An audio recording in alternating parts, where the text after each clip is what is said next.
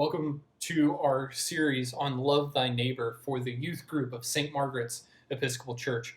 My name is Tanner. I'm the youth minister at St. Margaret's Episcopal Church here in San Antonio, Texas. This week we're going to be talking about the question, who is my neighbor? And it comes from Luke chapter 10, verse 29.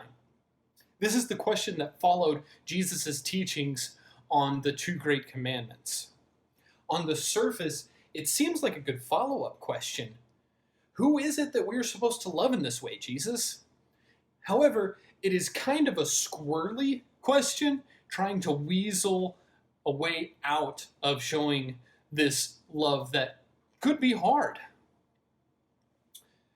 The person asking the question is the same lawyer, wants to not have to follow the hard teaching and have it apply broadly. You see, the way that it is laid out, there's no qualifiers behind it. It wasn't love your neighbor, but not if, the question becomes, but what if they disagree with me or they're different than me? They could be black, Muslim, disabled, gay, trans, Asian, Hispanic, philosophically different. Jesus said it plainly, love your neighbor as yourself. End of statement. One of my favorite memes on the whole internet is this one. Plain and simple, love your neighbor as yourself. No qualifiers to that statement, no exceptions. This really is a tough teaching that Jesus is giving to us. Neighbor could mean the people who live next door to you, or the people you go to school with or work with, or the people you pass on the streets, or the people who go to the same gym or coffee shop as you. It's very broad.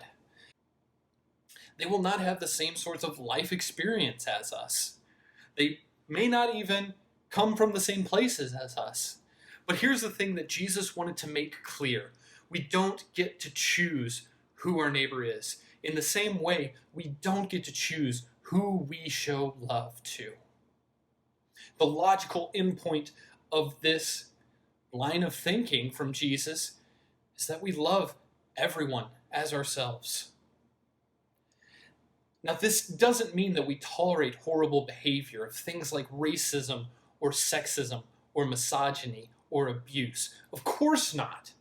We don't allow for others to stomp all over other people. This path of love that Jesus is teaching directs us to one that will bring us alongside victims and stand up against the evils that have been committed against them. This love will lead us to be advocates and comforters for those who are in their most need. Interestingly, in standing up against this behavior, we also are showing love to those who have committed them by correcting them.